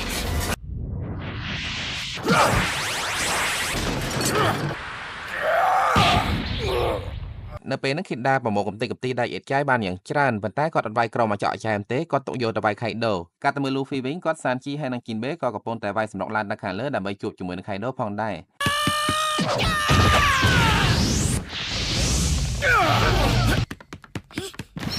រនៅតាមផ្លូវសោកស្រាប់តែ Sanji រត់ទៅមុខលែងរួចមូលហេតុគឺដោយសារតែគាត់ដូចជាឮសំឡេងមនុស្សស្រីសើចហៅឲ្យគាត់ជួយដល់ពេលអញ្ចឹងគាត់សុំទៅធ្វើការងារសំខាន់មួយសិនចាំរត់ទៅតាម Luffy តាមក្រោយបន្តមកមិនយូរប៉ុន្មាន Sanji បានរត់ទៅដល់បន្ទប់មួយដែលនៅទីនោះគាត់បានឃើញស្មោរបស់បរិមម្នាក់កំពុងតែទាញកណាត់រុំខ្លួនរបស់នារីម្នាក់ម្ដងបន្តិចម្ដងបន្តិចហើយដោយសារតែគាត់ឮសំឡេងនារីនោះស្រែកឲ្យជួយបានន័យថានារីនោះត្រូវបានគេបង្ខំដល់ពេលអញ្ចឹង Sanji ក៏បញ្ញាប់ចូលទៅជួយប៉ុន្តែតាមពិតគឺជាអន្ទាក់របស់គេសោះអន្ទាក់ដែលចាប់ Sanji នោះគឺជាសំណាញ់ពីងពីងដែលស្អិតណាស់ Sanji រើអត់រួចទេនៅពេលនោះ Sanji ត្រូវបានស្រីវាយឲ្យរបួសខ្លះប៉ុន្តែគាត់អត់បានតដៃទេគ្រាន់តែសុំគេឲ្យជួយដោះលែងគាត់ព្រោះគាត់មានការប្រញាប់មេខ្លោងក្រុមអ្នកដែលដាក់អន្ទាក់ Sanji នោះមានឈ្មោះថា Black Maria ជាដំបូងនាងអត់ទាន់ធ្វើអី Sanji ទេគ្រាន់តែបង្ពួក Sanji លេងកំសាន្តសប្បាយតែប៉ុណ្ណោះកាត់ទៅមើល Chopper វិញពេលនេះគាត់បានថ្នាំប្រសាទនៅក្នុងដៃហើយគាត់បានស្រែកប្រាប់អ្នកដែលបានឆ្លងមេរោគខ្លាចជាអនីទាំងអស់ថាវិធីការពារកុំឲ្យមេរោគរាលដាលកាន់តែខ្លាំងគឺត្រូវរក្សាកម្ដៅនៅក្នុងខ្លួនកុំឲ្យចោលត្រជាក់ហើយគាត់ធានាថានឹងផលិតថ្នាំប្រសាទឲ្យបានច្រើនសម្រាប់អ្នកដែលបានឆ្លងមេរោគទាំងអស់គ្នាមិនថាមិត្តឬសត្រូវទេពេលនេះអញ្ចឹងក្រុមអនីទាំងអស់មានសង្ឃឹមឡើងវិញហើយអាចរក្សាភាពនឹងណបានខ្លះនៅពេលនោះផងដែរ Queen ខឹងអាភូដែលការពារថ្នាំប្រសាទឲ្យបានក៏ចង់សម្លាប់គាត់ចោលប៉ុន្តែ Zoro បានប្រើ Feud ដែរទៅវាយស្ទាក់នៅពេលហ្នឹង Zoro បានបន្ទោស Queen យ៉ាងខ្លាំងដែលគ្មានមនុស្សធម៌យកជីវិតមនុស្សមកធ្វើជាហ្គេមលេងកំសាន្តហើយចៃដន្យរំពេចនោះស្រាប់តែមានការរំជួយដីយ៉ាងខ្លាំងដែលធ្វើឲ្យមនុស្សម្នានៅទីនោះគិតថាមកពីបារមីរបស់ Zoro ពេលគាត់ខឹងសូម្បីតែប្រុកដែលស្គាល់ Zoro យូរហើយក៏គិតអញ្ចឹងដែរប៉ុន្តែតាមពិត Zoro អត់ដឹងអីផងការរំជួយនោះមិនមែនកើតឡើងតែកន្លែង Zoro ទេគឺវាកើតនៅគ្រប់កន្លែងទូទាំងកោះ Onigashima តែម្ដងខណៈពេលដែលដីកំពុងតែរំជួយនឹង Yamato បាននាំ Momo ហើយនិង Shinobu រត់ទៅកាន់មាត់ច្រាំងដើម្បីរកទូកជិះកិច្ចចេញពីកោះ Onigashima ប៉ុន្តែពេលទៅដល់អត់មានឃើញទូកណាមួយសោះដោយសារតែកោះ Onigashima ពេលនេះមិនមែននៅលើទឹកទេគឺនៅលើអាកាសYamato ដឹងថា Kaido កំពុងតែប្រើសមត្ថភាពពិសេសរបស់គាត់បដូរទីតាំងកោះ Onigashima ទៅដាក់នៅ Flower Capital ហើយតាមពិតអញ្ចឹងមែនគឺ Kaido ចង់កែប្រែទឹកដីវ៉ាណូទាំងមូលឲ្យក្លាយទៅជាកោះ Onigashima ថ្មីត្រឡប់ទៅមើល Zoro វិញដោយសារតែបានឃើញដៃម្ខាងរបស់ Kiku គាត់ដឹងថាក្រុមរបស់ Kinemon ដែលនៅខាងលើកំពុងតែជួបគ្រោះអាសន្នធំហើយគាត់ពិតជាចង់ឡើងទៅខាងលើនោះឲ្យបានឆាប់ណាស់ប៉ុន្តែទោះបីជាគាត់ជាហោះក៏ King ហើយនិង Queen មិនអនុញ្ញាតឲ្យគាត់ឡើងទៅបានដោយស្រួលដែរនៅពេលនោះ Mako ក៏បានទៅដល់ហើយសួរក្រុមរបស់ Zoro ថាមានការងារអីឲ្យគាត់ជួយអត់ចៃដន្យនៅពេលនោះ Chopper កំពុងតែស្រែកប្រាប់ឲ្យក្រុម Oni ទាំងអស់រកភ្លើងដុតកម្ដៅខ្លួនដើម្បីទប់កុំឲ្យមេរោគរីករាលដាលកាន់តែលឿនហើយរឿងប្រើភ្លើងហ្នឹងគឺជាជំនាញរបស់ Mako ស្រាប់ចាប់ផ្ដើមឡើង Mako បានប្រើភ្លើងពណ៌ខៀវរបស់គាត់ទៅដុត Chopper មុនគេបង្កឲ្យមានការយល់ច្រឡំថាគាត់វាយប្រហារ Chopper Die! បន្តមកប្រុកបានទៅជួយពលុតភ្លើង Chopper តែបែរជាឆាបឆេះដៃរបស់ខ្លួនឯងទៅវិញធ្វើគាត់ភ័យណាស់ដែលតាមពិតទៅភ្លើងពណ៌ខៀវរបស់ Mako អត់ក្តៅសោះបន្តមកទៀត Mako បានប្រើភ្លើងពណ៌ខៀវរបស់គាត់ដិតក្រុម Oni ទាំងអស់នៅជុំវិញទីនោះហើយពេលប៉ះត្រូវភ្លើងរបស់ Mako ក្រុម Oni មានអារម្មណ៍ថាស្រួលខ្លួនណាស់ភ្លើងពណ៌ខៀវរបស់ Mako ធ្វើការងារខុសពីភ្លើងធម្មតាវាមានមុខងារព្យាបាលជាជាងការដុតឲ្យឆេះខ្លោចទោះជាយ៉ាងណា Mako ប្រាប់ថាភ្លើងរបស់គាត់ទុកបានតែមួយរយៈខ្លីតែប៉ុណ្ណោះអញ្ចឹង Chopper ត្រូវតែប្រញាប់ផលិតថ្នាំម្សៅឲ្យបានឆាប់បំផុតនៅពេលដែលឃើញ Mako ហើយនិង Chopper ព្យាយាមរារាំងការលេងហ្គេមសប្បាយៗរបស់គាត់ Queen ខឹងណាស់ក៏បញ្ជាឲ្យក្រុម Gifter ធ្វើយ៉ាងណាសម្រាប់ Chopper ចោលហើយបើសិនជាអ្នកណាគេហ៊ានប្រឆាំងគាត់នឹងសម្លាប់ចោលភ្លាមដល់ពេលអញ្ចឹងក្រុម Gifter ក៏បង្ខំចិត្តធ្វើតាមបញ្ជារបស់ Queen ទោះបីជាដឹងថា Chopper កំពុងតែព្យាយាមរកថ្នាំម្សៅដើម្បីជួយគ្នារបស់ពួកគេដែលបានខ្លាយទៅជា Oni ក៏ដោយនៅពេលនោះលោកអ៊ំ Hiyo បានធានាថាក្រុមរបស់គាត់នឹងជួយការពារ Chopper ទុកឲ្យសមាជិកក្រុម Luffy មាន Zoro ប្រុកហើយនិង Robin ទៅចាត់ការគ្នារបស់ Kaido ដែលខ្លាំងជាងនឹងនៅពេលនឹងផងដែរស្រាប់តែមានហេតុការណ៍មួយទៀតបានកើតឡើងគឺអាភូបានងើបឡើងមកហើយទាមទារឲ្យ Chopper ប្រកួតថ្នាំម្សៅឲ្យគាត់វិញប៉ុន្តែនៅពេលដែលអាភូលោទៅរក Chopper ស្រាប់តែ Drake ក្នុងរូបរាងជាដៃសើខាំគាត់ក្រឹប Drake ក៏ស្ម័គ្រចិត្តនៅការពារ Chopper ដែរទុកឲ្យ Zoro ទៅធ្វើការងារសំខាន់របស់គាត់ចុះត្រឡប់ទៅមើល Luffy ហើយនិង Jinbe វិញពេលនេះពួកគាត់ទាំងពីរកំពុងតែធ្វើដំណើរទៅរក Kaido នៅតាមផ្លូវស្រាប់តែមានស្រូវមួយក្រុមចេញមកស្ទាក់ហើយ Jinbe មិនចង់ឲ្យ Luffy ខាតពេលក៏ឲ្យ Luffy ទៅមុនទុកឲ្យគាត់ជាអ្នកទប់ទល់តែម្នាក់ឯងមេខ្លោងស្រូវដែលត្រូវវាយជាមួយនឹង Jinbe នៅពេលនោះគឺសមាជិក Tobiroppo ម្នាក់ឈ្មោះ Huizhu ក្នុងរូបរាងជាខ្លា Sabertooth ក្នុងពេលជាមួយគ្នា Frankie ក៏កំពុងតែប្រយុទ្ធជាមួយនឹងក្រុមរបស់ Sasuke ដែលជាសមាជិករបស់ Tobiroppo ម្នាក់ផងដែរ Sasuke ឲ្យប្រែកាយខ្លាយទៅជា Dinosaur ប្រភេទ Triceratops កាត់ទៅមើល Nami Usopp ហើយនិង Tama ពេលនេះពួកគេកំពុងតែជិះឆ្កែរាយសីគេចចេញពី Page 1ហើយនិង Alti ខណៈពេលនេះ Page 1ហើយនិង Alti កំពុងតែជាប់ដៃប្រយុទ្ធគ្នាជាមួយនឹងស្វា Baboon គួរឲ្យសោកស្ដាយចំពោះស្វា Baboon ផងគាត់មិនអាចទប់ទល់ជាមួយនឹង Page 1បានយូរទេតាមទៅមើល Yamato ពេលនេះនាងបាននាំ Momo ហើយនិង Shinobu ទៅដល់កន្លែងដែលមានសុវត្ថិភាពហើយនៅទីនោះគឺជាឃ្លាំងអេតចាយដែលគេយករបស់ខូចៗទៅបោះចោលរបស់ដែលគេបានយកទៅបោះចោលហើយគួរឲ្យចាប់អារម្មណ៍គឺមានរូបចម្លាក់របស់សត្វនាគមួយធ្វើពីដែក Yamato ប្រាប់ថារូបចម្លាក់នោះធ្លាប់បានគេដាក់នៅផ្លូវចូលកោះប៉ុន្តែវាត្រូវបានមិត្តភក្តិរបស់នាងម្នាក់ឈ្មោះ Ace ស្វ័យឲ្យក៏ពិតមុខបន្តមកសាច់រឿងបានកាត់ទៅមើលប្រវត្តិរបស់ Ace ពេលដែលគាត់ធ្វើដំណើរមកកាន់កោះ Onigashima ដើម្បីចាត់ការ Kaido គ្រាន់តែក្រុមរបស់ Ace ចូលមកដល់ Clown ទ្វារភ្លាម Ace បានប៉ះគ្នាជាមួយនឹង Yamato មកប្រើ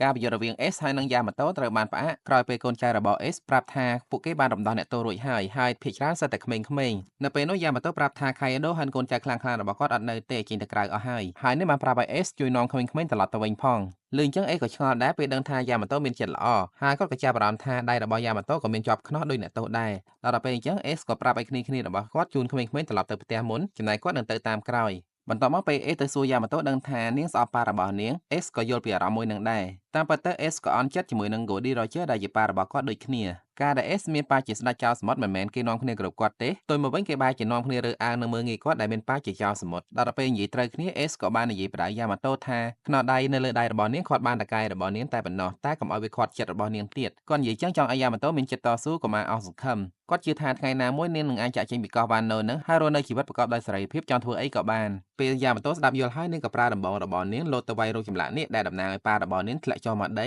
ីហើយសន្យាជាមួយខ្លួនឯងថានឹងបំពេញក្តីសម័យរបស់នាងធ្វើជា Oden ឲ្យបានពេលលើ Yamato និយាយចឹង S ក៏លោតទៅដើររោគចម្លាក់នេះម្ដាយទៀតឡើងកប៉ិតមុខដើម្បីបង្ហាញការគាំទ្ររបស់គាត់ចំពោះនាងបន្ទាប់មកពួកគេទាំងពីរបានក្លាយទៅជាមិត្តភក្តិល្អនឹងគ្នាហើយ S បាននិយាយប្រាប់រឿងរ៉ាវជាច្រើនដែលគាត់បានជួបឲ្យ Yamato ស្ដាប់យ៉ាងជក់ចិត្តរឿងនេះជួយចិត្តលើកយកមកនិយាយជាងគេនៅពេលនោះគឺរឿងតាក់ទងជាមួយ Luffy នៅយប់នោះពួកគេទាំងពីរបាននិយាយគ្នាយ៉ាងសប្បាយចិត្តត្រឡប់មកពេលបច្ចុប្បន្នវិញពេលនេះឆោផើកំពុងដុតដៃដុតជើងផ្សំថ្នាំប្រសាទដែលមានពេទ្យជនជាតិមីងពីរនាក់ជាជំនួយការអ្នកដែលជួយការពារគាត់នៅពេលនោះមានក្រុមរបស់លោកអ៊ំហ៊ីយ៉ូហើយនិង Marco នៅពេលនោះ Zoro Robin ហើយនិង Brook ចង់ចូលជួយផងដែរប៉ុន្តែ Marco ប្រាប់ថាមិនបាច់ទេគាត់អាចទប់ទល់បានសូមរំលឹកផងដែរថាមិនងាយមាននរណាសម្រាប់ Marco បានទេទោះបីជាស្ត្រូវយកកំបិតមកចាក់សោះខ្លួនក៏គាត់នៅតែអាចព្យាបាលខ្លួនឯងមកវិញបានដែរបន្ទាប់មក Marco នៅឆ្លៀតជួយជូន Zoro ហោះឡើងទៅខាងលើដើម្បីប្រយុទ្ធជាមួយនឹង Kaido នៅតាមផ្លូវ King ហើយនិង Queen ក៏ព្យាយាមស្ទាក់ដំណើររបស់គាត់ដែរប៉ុន្តែធ្វើអីគាត់អត់បានសោះនៅពេលនោះ Marco បានប្រើភ្លើងបកខៀវទៅចាប់ King ហើយនិង Queen ជាប់រួចបោះ Zoro ឡើងទៅខាងលើបានសម្រេចនៅខាងលើឯណោវិញក្រុមរបស់ Kinemon ត្រូវបាន Kaido វាយដេកដួលអស់ហើយនៅពេលនេះ Kaido កំពុងតែជួបពិភាក្សាគ្នាជាមួយ Big Mom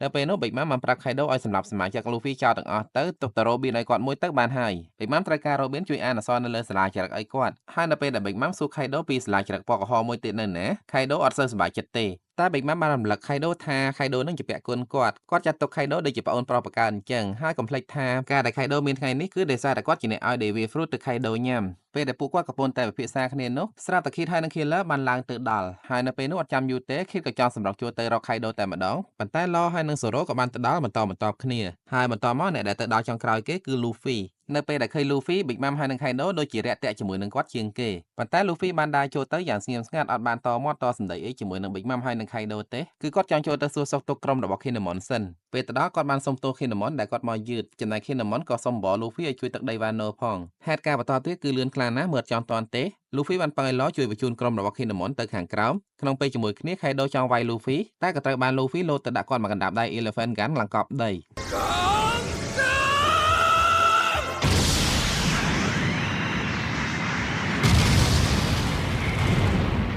ដៃរបស់ Luffy នៅពេលនោះគ្នារបស់គាត់មើលដឹងថាអាចធ្វើឲ្យ Kaido របួសបាននោះគឺបណ្ដាលមកពី Luffy ចេះប្រើ Haki Miya ដែលនៅទឹកដី Wano គេហៅថា Ryuo ចំណែក Kaido ក៏មានការភ្ញាក់ផ្អើលផងដែរកាលពី Luffy ប្រយុទ្ធជាមួយគាត់នៅ Kuri Luffy មិនខ្លាំងចឹងពេកទេចាប់ពីពេលនេះតទៅ Kaido រក Luffy ចូលទៅក្នុងចំណោមមនុស្សខ្លាំងដែលគាត់ធ្លាប់ស្គាល់កន្លងមកដែរហើយបន្ទាប់មក Kaido បានប្រើក្បាច់ដែលគាត់វាយឲ្យ Luffy ស្លាប់កាលពីលើកមុនវាយទៅកាន់ Luffy ម្ដងទៀតតែ Luffy អាចគេចទាន់ទាំងប្រផិតប្រផើយប៉ុន្តែមិនថា Luffy មើលដឹងក្បាច់របស់ Kaido មុនតែល្បឿនវាយរបស់ Kaido លឿនពេកធ្វើឲ្យ Luffy គេចបៀតែមិនទាន់បន្ទាប់មក Big Mom បានចូលទៅប្រើ Prometheus ដើម្បីដុត Luffy សម្រាប់ចោលតែម្ដងប៉ុន្តែ Zoro បានចូលទៅប្រើក្បាច់របស់ Kinemon កាត់ភ្លើង Prometheus ដែលជាពីរជួយ Luffy ទាន់ខណៈពេលដែល Luffy កំពុងតែចាប់អារម្មណ៍ជាមួយនឹងក្បាច់របស់ Zoro ភ្លេចខ្លួន Kaido ក៏ឆ្មក់មកវាយ Luffy ម្ដងទៀតប៉ុន្តែលើកនេះបាន Law ជួយបដូរកន្លែងជួយគាត់ទាន់បន្ទាប់មក Law បានប្រកាន់ Luffy ដែលមុននឹង Luffy បានបញ្ជាគាត់ឲ្យបញ្ជូនក្រុមរបស់ Kinemon ទៅខាងក្រោមតាមពិតទៅបើសិនជា Luffy មិនបញ្ជាគាត់ក៏គាត់ធ្វើអញ្ចឹងដែរ Luffy ធ្វើអញ្ចឹងធ្វើឲ្យគាត់ខ្មាស់គេព្រោះគាត់មិនមែនជាកូនចៅរបស់ Luffy ទេឆ្លៀតពេលហ្នឹង Kid បានយករឿងហ្នឹងទៅនិយាយចំអកឲ្យ Law ហើយនឹង Luffy ថា Law ហ្នឹងគឺជាកូនចៅរបស់ជនបរាជ័យ Luffy ពេលនិយាយចុះនិយាយឡើងពួកគាត់ទាំង3ក៏បានឌឺដងដាក់គ្នាពេញនឹងឃើញអញ្ចឹង Big Mom ក៏ប្រើ Prometheus ផ្លុំភ្លើងទៅដុតពួកគាត់ទាំង3ហើយ Luffy បាននិយាយថាបើសិនជាអ្នកណាគេគេចមុនអ្នកនឹងចាញ់ដល់ទៅពេលអញ្ចឹងទៅម្នាក់ខ្លាចចាញ់នៅឈរឆ្កឹងអត់ព្រមគេចទៅណាទេសំណាងដែរដែលពួកគេម្នាក់សិតតែចេះប្រើអាមិនមែន Haki ទប់ទល់បានបន្តមក Kaido បានប្រាប់ Big Mom ថាកុំអាលលូកដៃគាត់ចង់ដឹងថាក្មេងៗអស់ហ្នឹងខ្លាំងប៉ុណ្ណាជាដំបូង Kaido បានចូលទៅធ្វើតេស្តជាមួយនឹង Zoro ហើយនឹង Killer មុនការប៉ះគ្នានៅលើកហ្នឹងមិនដឹងថាអ្នកណាត្រូវអីខ្លះទេវាយដោយអត់វាយអញ្ចឹងការប្រយុទ្ធបន្តទៀត Luffy Law ហើយនឹង Kid បានប្រើក្បាច់ពិសេសរៀងៗខ្លួនសម្រុកទៅវាយ Kaido Let's rock.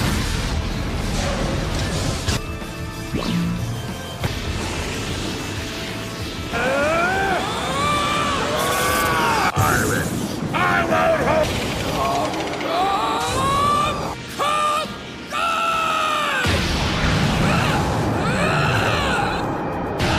Oh,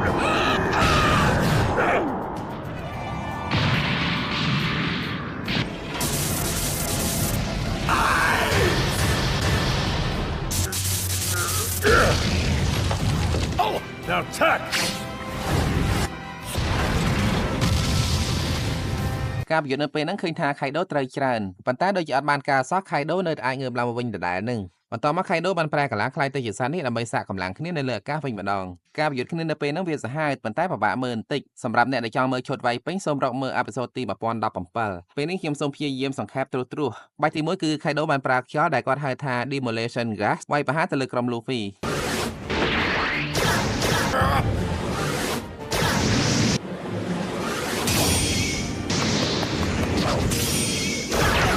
ជាការតបត Luffy បានប្រើកណ្ដាប់ដៃខុង Rifle សោយខៃដូម្ដាយហើយបន្តមក Kid ក៏បានលោតទៅ Slam ខៃដូម្ដាយឲ្យធ្លាក់មកកប់ដីវិញចំណែក Law បានចូលទៅប្រើក្បាច់ Gamma Knife ចាក់រាវរកមើលបេះដូងរបស់ខៃដូតែមិនត្រូវនៅពេលនោះខៃដូបានវាយបកមកកាន់ Law វិញតែ Law គេចទាន់បន្តមក Killer បានសម្រុកចូលទៅប្រើកាំបិតកាឌៀវរបស់គាត់ដែលគាត់ហៅថា Cider Sonic បង្វិលកាត់ចិញ្ច្រាំខៃដូឲ្យត្រូវរបួសជាច្រើនកន្លែងតែក្រោយមក Killer ត្រូវបាន Big Mom ប្រើរន្ទះវាយឆ្មក់ត្រូវចំពេញនឹងធឹង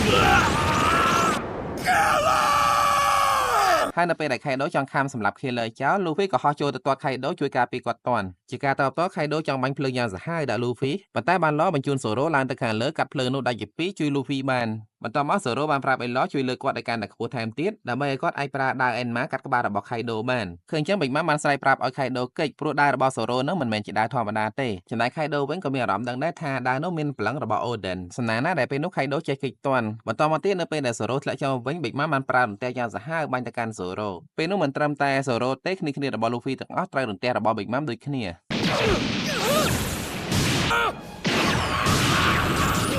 ប៉ុន្តែ Big Mom ឆ្ងល់ណាស់ហេតុអីបានជា Luffy ត្រូវមិនរន្ទះរបស់គាត់ហើយអត់អីមូលហេតុយើងដឹងយូរមកហើយគឺមកពី Luffy ជាមនុស្សកៅស៊ូបន្តមកខៃដូបានផ្លុំភ្លើងត្រូវចំ Luffy មកដំហឹងថែមមួយទៀតប៉ុន្តែគួរឆ្ងល់ណាស់ភ្លើងរបស់ខៃដូក៏ធ្វើអី Luffy អត់បានដែរហើយមូលហេតុនោះគឺ Luffy ប្រាប់ថាមកពីគាត់មានចិត្តតស៊ូដល់ពេល Luffy វាយបកវិញម្ដងគាត់បានសម្រុកចូលទៅប្រើកណ្ដាប់ដៃខុង Gatling សម្រុកវាយទៅកាន់ខៃដូឡើងទក់សាច់ពេលនោះ Luffy បានសុទ្ធខៃដូអត់មានដកដៃទេរហូតមានអារម្មណ៍ថាហត់ខ្លួនឯងហើយនៅទីបំផុតគាត់អាចវាយខៃដូធ្លាក់ចុះមកដីបាននៅពេលនេះគ្នារបស់ Luffy កំពុងតែចាំអ៊ុតមើលថាតើ Luffy ពិតជាអាចផ្ដួលខៃដូបានមែនអត់បន្តមកនៅពេលដែល Luffy ត្រៀមដាក់ Super ដើម្បីចាត់ការខៃដូចោលស្រាប់តែហ្គេតទី4របស់គាត់ដល់កំណត់ទៅមុខលេងរួចហើយនៅពេលនេះ Luffy ត្រូវសម្រាប់10នាទីទើបអាចប្រើ Haki វិញបានពេលនោះ Big Mom ចង់ឆ្លៀតឱកាសចាត់ការ Luffy ចោលប៉ុន្តែបានឡប្រើក្បាច់ Counter Shock លួចវាយឆ្មក់ទៅកាន់ Big Mom វិញដើម្បីបើកផ្លូវឲ្យ Zoro ជួយរំដោះ Luffy ចេញពីទីនោះចំណែក Kid ហើយនិង Killer ពេលឃើញខៃដូកំពុងតែសង្អល់ពួកគាត់ទាំងពីរក៏សម្រុកចូលទៅវាយខៃដូបន្ថែមទៀតប៉ុន្តែខៃដូបានងើបឡើងមកវិញហើយបង្កើតជាខ្យល់ព្យុះយ៉ាងច្រើនបោកពួកគាត់ឡើងប៉ើងនៅពេលនឹងផងដែរខ្យល់គួចក៏បានគួចទាំង Zoro ហើយនិង Luffy ឡើងទៅខាងលើហើយបន្តិចក្រោយមករន្ធត់ចិត្តណាលោកអើយ Luffy ត្រូវបានខៃដូខាំក្រឹបឃើញចឹង Zoro ក៏ប្រើក្បាច់ដាវ3ហើយលោតទៅកាប់ខៃដូបណ្ដាលគាត់មានការឈឺចាប់រួចព្រោះ Luffy ចេញមកវិញដោយសារតែ Zoro មានដាវ Enma ក្បាច់ដាវ3របស់ Zoro នៅពេលនោះអាចកាត់ខៃដូឲ្យរបួសបាននៅពេលនោះខៃដូខឹងណាស់ក៏ប្រើក្បាច់ខ្យល់ម្ដងទៀតវាយប្រហារទៅលើគ្នារបស់ Luffy ប៉ុន្តែអត់មានត្រូវនរណាម្នាក់ទេ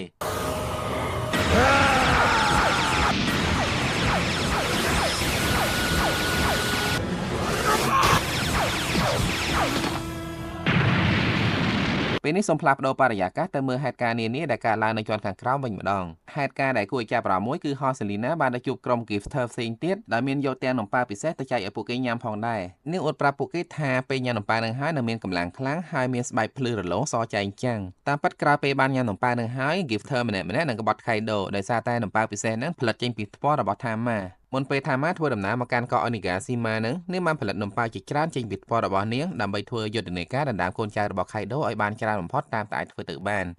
I can run like the wind over 100 miles an hour Eat this Eat this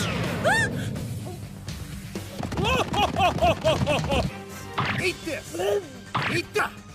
Eat this ហើយនៅពេលនេះណាមីនិងអ៊ូសបក៏ចូលរួមធ្វើយុទ្ធនាការហ្នឹងជាមួយថាម៉ាផងដែរពេលនេះយើងសូមងាកទៅមើលការប្រយុទ្ធគ្នារវាង Carrot Vanda ហើយនិង Perospero បន្តិចប៉ុន្មានថា Carrot និង Vanda បានប្រែកាយខ្លាយទៅជា Sulong មិនមែនមានន័យថាពួកគេអាចចាត់ការ Perospero បានដោយងាយទេការប្រយុទ្ធគ្នានៅពេលហ្នឹងតាមពិត Carrot មានឱកាសចាត់ការ Perospero បានប៉ុន្តែសោយណាស់នៅពេលដែល Carrot ប្រើក្បាច់ចុងក្រោយស្រាប់តែរាងកាយរបស់នាងបដូរមកធម្មតាវិញដោយសារតែពពកបានទៅបាំងប្រច័ណ្ឌសរុបជាលទ្ធផលទៅការប្រយុទ្ធនៅពេលហ្នឹងគឺ Perospero ជាអ្នកឈ្នះ កាត់តែមើលក្រុមរបស់លោកអ៊ំហ៊ីយ៉ូបន្តិចពេលនេះគ្នារបស់គាត់កំពុងតែប្រយុទ្ធការពារ Chopper កុំឲ្យអ្នកណាគេចូលទៅរំខាន Chopper ផលិតថ្នាំបន្សាបនៅពេលនោះមានអននីម្នាក់ដែលជាកូនចៅរបស់លោកអ៊ំហ៊ីយ៉ូអស់ថាមពលភ្លើងពណ៌ខៀវក៏គ្រប់គ្រងខ្លួនឯងលេងបានហើយរត់ទៅខាំដៃរបស់លោកអ៊ំហ៊ីយ៉ូការខាំនោះបានធ្វើឲ្យលោកអ៊ំហ៊ីយ៉ូឆ្លងមេរោគហើយក៏ចាប់ផ្ដើមប្រែកាយទៅជាអននីបដាផងដែរធម្មតាអាមេរោគអននីធ្វើឲ្យរាងកាយមានកម្លាំងខ្លាំងជាងមុនហើយក្នុងករណីរបស់លោកអ៊ំហ៊ីយ៉ូវាបានធ្វើឲ្យលោកអ៊ំហ៊ីយ៉ូមានមាឌធំជាងមុនហើយមានស្ដុំធំដោយការពីគាត់នៅក្មេងអញ្ចឹងឆ្លៀតពេលដែលលោកអ៊ំហ៊ីយ៉ូកំពុងតែមានកម្លាំងខ្លាំងគាត់ចង់យកឱកាសហ្នឹងទៅចាត់ការកូនចៅខ្លាំងៗរបស់ខៃដូនៅទីនោះចោលទាំងអស់ហើយគាត់បានប្រែផ្ដាំកូនចៅរបស់គាត់ថាក្នុងករណីដែលគាត់ខ្លាចទៅជាអនី 100% គាត់ចង់ឲ្យកូនចៅរបស់គាត់សម្រាប់គាត់ចោលភ្លាមគម្រុញរាយឲ្យសោះបន្ទាប់មកក្រុមសាមរ៉ៃដែលពីមុនជាកូនចៅរបស់អូរ៉ូឈីបានសម្រុកចូលទៅរកលោកអ៊ំហ៊ីយ៉ូប៉ុន្តែត្រូវបានលោកអ៊ំហ៊ីយ៉ូប្រើក្បាច់ដាវពិសេសរបស់គាត់កាប់តែម្ដាយទេដួលខ្ទេចបន្ទាប់មកក្រុមនិនចាដែលជាអតីតកូនចៅរបស់អូរ៉ូឈីក៏ចង់ចូលទៅវិញម្ដងប៉ុន្តែដូចជាទៅមិនរួចជាមួយលោកអ៊ំហ៊ីយ៉ូទេពេលឃើញលោកអ៊ំហ៊ីយ៉ូខ្លាំងអញ្ចឹង Queen ដែលនៅជិតនោះក៏ចង់បាញ់លេសឺចាត់ការគាត់ចោលស្នើល្អម៉ាកូបានចូលទៅជួយទាន់ខណៈពេលនេះម៉ាកូតែម្នាក់ឯងកំពុងតែប្រយុទ្ធទប់ទល់ជាមួយកូនចៅខ្លាំងបំផុតរបស់ Kaido 2នាក់គឺ King ហើយនិង Queen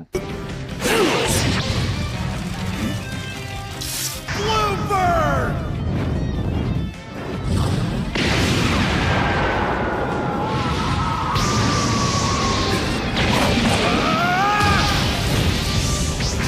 Feathers to pick my teeth!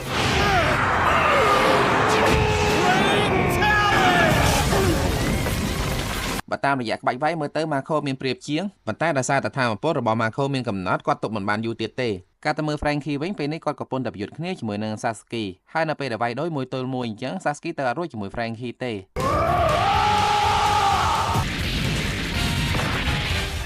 នៅពេលដែលឃើញមេរបស់ពួកគេមានគ្រោះថ្នាក់អញ្ចឹងកូនចៅរបស់ Sasuke ក៏ព្រួតគ្នាទៅចាប់ Frankie ជាប់ទុកឲ្យមេរបស់ពួកគេបោលបុកហើយក្នុងពេលជាមួយគ្នាក្រុមរបស់ Nami បានទៅដល់មានទាំងពួក Gifter ជាច្រើនរត់ដេញតាមពីក្រោយត្បូងឡើយ Usopp ហើយនិង Nami នាំគ្នាសម្ដែងធ្វើដូចជាខ្លាចណាស់អញ្ចឹងតែប៉ុណ្្នឹងគ្រាន់តែជាល្បិចតែប៉ុណ្ណោះពេលដែលពួកគេរត់ចូលទៅដល់គៀក Tama បានបញ្ជាឲ្យពួក Gifter របស់នាងសម្រុកទៅវាយក្រុមរបស់ Sasuke ជួយរំដោះ Frankie វិញបន្ទាប់មក Usopp បានបាញ់នំប៉ាវចូលទៅក្នុងមាត់របស់ពួក Gifter ដែលជាកូនចៅរបស់ Sasuke ហើយនៅពេលដែលបានញ៉ាំនំប៉ាវហើយពួក Gifter ទាំងអស់នោះក៏នាំគ្នារត់តាម Tama អស់លីងពេលដែល Sasuke នៅតែឯងអញ្ចឹងគឺបានដៃ Frankie ទៀតហើយការទៅមើល Sanji វិញពេលនេះគាត់ត្រូវបានក្រុមរបស់ Black Maria នាំគ្នាវាយធ្វើបាបរហូតដល់ឈាមហូរពេញមុខ Black Maria ចង់ឲ្យ Sanji នឹងស្រែកហៅ Robin មកជួយគាត់តាមពិតអ្នកដែល Black Maria ចង់ចាប់ខ្លួនពិតប្រាកដគឺ Robin ឯណោះទេដល់ពេល Sanji អត់ធ្វើតាមនាង Black Maria បានពាក់ស្នាប់ដៃហើយដាល់មុខ Sanji យ៉ាងខុសខើបំផុត Come on. Come on. ពេលឃើញអញ្ចឹងកូនចៅរបស់ Black Maria ម្នាក់ៗមានការរសារពីវីរភាពរបស់ Sanji ណាស់ពួកគេនាំគ្នាគិតថាទោះបីជា Sanji ត្រូវបាន Black Maria វាយឲ្យស្លាប់ក៏គាត់មិនហៅ Robin ឲ្យមកជាន់អន្ទាក់ដែរតែមានណាចុងក្រោយ Sanji ទ្រាំលែងបានក៏ស្រែកហៅខ្លាំងៗឲ្យ Robin មកជួយគាត់សម្លេងរបស់ Sanji បានលឺដល់គ្រប់ទិសទីតាមរយៈអ្នកដែលពាក់ស្រោមមុខកណ្ដាស់រូបភ្នែកមួយពួកអ្នកពាក់ស្រោមមុខរូបភ្នែកមួយទាំងនោះដើរតួជាកាមេរ៉ាសុវត្ថិភាពហើយនិងឧបករណ៍បំពងសម្លេងមេរបស់ពួកគេគឺក្មេងស្រីម្នាក់ដែលមានឈ្មោះថាបាវហួងបាហួងមានបណ្ដាញស្ទើរតែគ្រប់ទិសទីសូម្បីតែសត្វកណ្ដៅក៏ជាបណ្ដាញរបស់នាងដែរមុននឹងនាងបានមើលឃើញក្រុមរបស់ Kinemon កំពុងតែដេកដួលនៅក្នុងបន្ទប់ដែលគេបោះបង់ចោលមួយហើយនាងបានប្រាប់គ្នារបស់នាងថាមានមនុស្សម្នាក់កំពុងតែព្យាបាលពួកគេគ្រាន់តែវាងឹតពេកនាងមើលមិនដឹងថាអ្នកនោះជាអ្នកណាត្រឡប់ទៅមើល Sanji វិញមូលហេតុដែលគាត់ស្រែកឲ្យ Robin ជួយគឺដោយសារតែគាត់ជឿជាក់លើសមត្ថភាពរបស់ Robin ថាអាចចាត់ការ Black Maria បាននៅពេលនោះមិនយូរប៉ុន្មាន Robin បានទៅដល់ហើយទះ Black Maria ម្ដាយឡើងវិញមុខ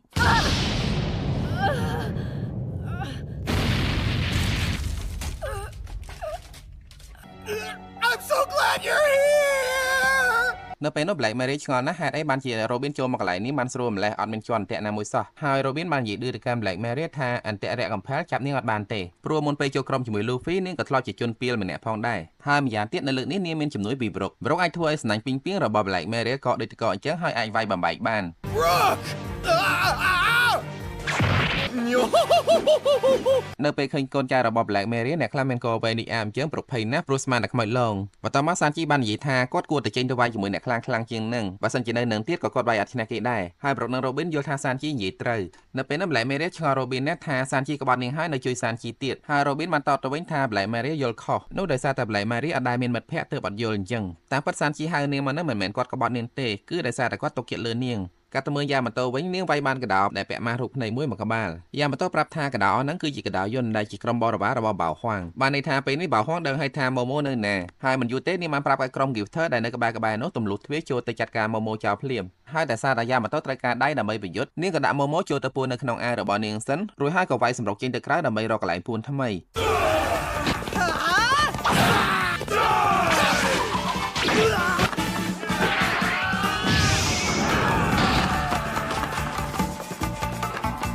ពីក្បាលខូចម៉ូម៉ូវិញទោះបីជាកន្លែងជាតិយ៉ាងណាក៏គាត់មានអារម្មណ៍ថាមានក្តីសោកដែរហើយនៅពេលនេះបើហោះមើលដឹងថាម៉ូម៉ូនៅកន្លែងណាទេត្រឡប់ទៅមើលល្អមហ៊ីយ៉ូវិញពេលនេះគាត់បានចាត់ការក្រុមនិនចាដែលជាអតីតកូនចៅរបស់អូរ៉ូឈីអស់ហើយប៉ុន្តែមើលទៅស្ថានភាពរបស់ល្អមហ៊ីយ៉ូនៅពេលនេះពិតជាយ៉ាប់យ៉ឺនណាស់ចិត្តខ្លាចជាអនេះមែនតែនហើយដោយជាការប្រាំញ៉ារបស់ល្អមហ៊ីយ៉ូអញ្ចឹងវាគឺជាពេលវេលាដែលកូនចៅរបស់គាត់ត្រូវសម្លាប់គាត់ចោលដើម្បីកុំឲ្យគាត់ធ្វើបាបកូនចៅរបស់គាត់ខ្លួនឯងនៅពេលហ្នឹងល្អមហ៊ីយ៉ូបានមើលឃើញអូដិនហើយគាត់ទៅផឹកបដាបដាហើយចំណែកកូនចៅរបស់គាត់បានទួញយំសោកស្ដាយព្រោះតិចទៀតពួកគេនឹងបាត់មេល្អម្នាក់ហើយក្នុងពេលជាមួយគ្នាម៉ាខូអស់ថាមពលមែនតែនហើយគាត់ត្រូវបានឃីងហើយនឹងខ្វីនរួចគ្នាវាយបកទៅវិញងាកទៅមើលល្អមហ៊ីយ៉ូនៅក្បែរនោះវិញគាត់បានបញ្ជាកូនចៅគាត់សម្រាប់គាត់ចោលឡើងទៅព្រោះគាត់ទ្រាំលែងបានហើយបន្ទាប់ពីស្ទាក់ស្ទើរអស់មួយសន្ទុះធំកូនចៅរបស់គាត់ក៏កាត់ចិត្តធ្វើវាប៉ុន្តែសំណាងល្អឆោភើបានទៅគាត់ទាន់ហើយច្បាច់ថ្នាំដាក់ចូលទៅក្នុងមាត់របស់ល្អមហ៊ីយ៉ូផ្លុកបន្ទាប់ពីបានញ៉ាំថ្នាំរបស់ឆោភើហើយមិនយូរប៉ុន្មានល្អមហ៊ីយ៉ូបានជាសះស្បើយហើយប្រែកាយខ្លាយទៅជារូបរាងធម្មតាវិញឃើញអញ្ចឹងកូនចៅរបស់គាត់ពិតជារំភើបចិត្តខ្លាំងណាស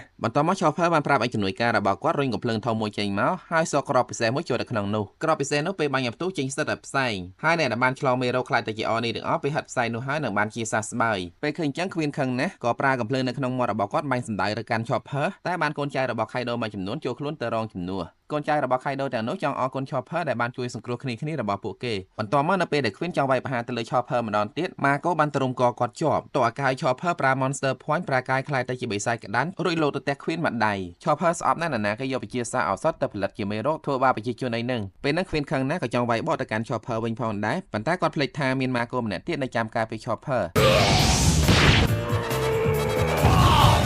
Thanks, Marco!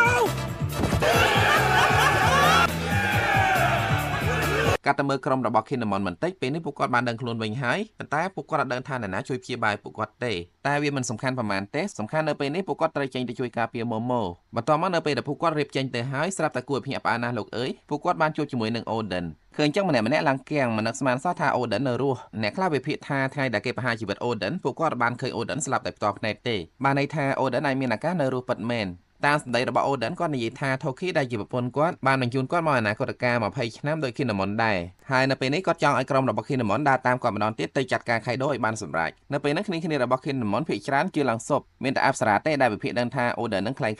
ហើយដើម្បីបញ្ជាក់ឲ្យគ្នារបស់គាត់ឃើញច្បាស់អប្សរាបានស្ទុះទៅកាប់អូដិនម្ដាយចាំមកហើយពិនិត្យឃើញថាអត់មានឈាមទេនៅពេលនោះគួរឲ្យស្ដាយអូដិនคล้ายក៏បានចាក់អប្សរាម្ដាយទ្រុបពីមុខមកខាងក្រោយខ្នងផងដែរតាមពិតទៅអូដិនម្នាក់ហ្នឹងគឺជារូបគំនូរដែលខានជីរ៉ូបានគូហើយបញ្ជាពីចម្ងាយមកតែប៉ុណ្ណោះនៅពេលនេះខានជីរ៉ូដែលមិនទាន់ជាពីរបួសនៅឡើយកំពុងតែរត់សម្ដៅទៅរកម៉ូម៉ូខីខូមានការសោកស្ដាយណាស់ដែលលើកមុននាងសម្រាប់ខានជីរ៉ូមិនបានសម្រេចកន្លែងទៅមើលអូដិនคล้ายវិញខានជីរ៉ូបញ្ជូនគាត់មិនមែនមកដៃទទេគឺមានទាំងក្របបែកមកជាមួយផងដែរហើយដើម្បីការពារគ្នារបស់គាត់អាសរាសុកចិត្តលះបង់ជីវិតលោកទៅអោបក្របបែកឲ្យផ្ទុះស្លាប់ជាមួយនឹងអូដិនคล้าย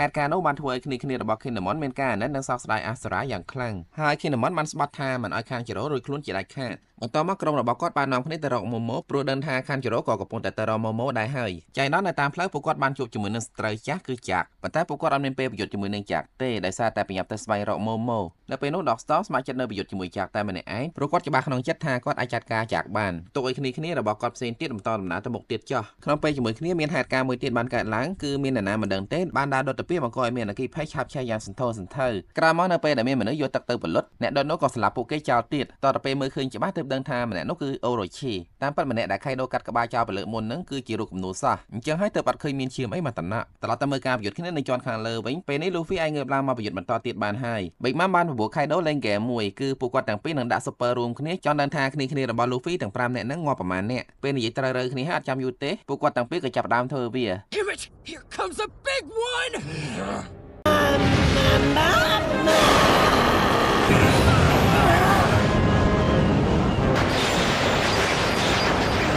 Conquest of the Sea!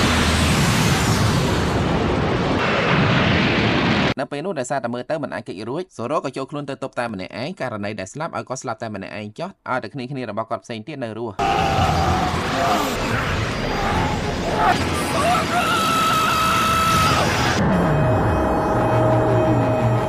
ជាលទ្ធផលនៅពេលនោះសូរ៉ូត្រូវរបួសធ្ងន់តែម្នាក់ឯងចំណែកអ្នកផ្សេងទៀតអត់អីទេបន្ទាប់មកលូហ្វីបានសម្រុកចូលទៅវាយខៃដូម្ដងទៀតតែលើកនេះចម្លែកបន្តិចព្រោះខៃដូចេះកិច្ចមិនឈរស្ងៀមឲ្យលូហ្វីវាយលេងទៀតទេព្រោះលូហ្វីវាយឈឺពេក ការប្រយុទ្ធគ្នារវាង Luffy ហើយនិង Kaido នៅសល់50 អេពីសូតរឿងពេញទៀតទើបដឹងឈ្នះចាញ់សម្រាប់ពេលនេះខ្ញុំសូមឆ្លៃត្រឹមប៉ុណ្ណេះសិនសូមអរគុណអ្នកទាំងអស់គ្នាដែលបានតាមដានទស្សនារឿងនេះជាមួយខ្ញុំក្នុងការនេះខ្ញុំសូមថ្លែងអំណរគុណដល់បងអូនគង់លីហេងបងអូនអ៊ុនស៊ីឡានិងណែនសំណាងព្រមទាំង fan ជាច្រើនអ្នកទៀតដែលបានផ្ដល់ជាថវិកាដល់រូបខ្ញុំហើយក៏សូមអរគុណផងដែរសម្រាប់អ្នកដែលបានជួយចុច like ជួយ comment បេះដូងម្នាក់មួយនិងជួយ subscribe សូមជូនពរអ្នកទាំងអស់គ្នានិងក្រុមគ្រួសារឲ្យមានសុខភាពល្អនិងទ្រព្យសម្បត្តិសម្បូរហូរហៀរ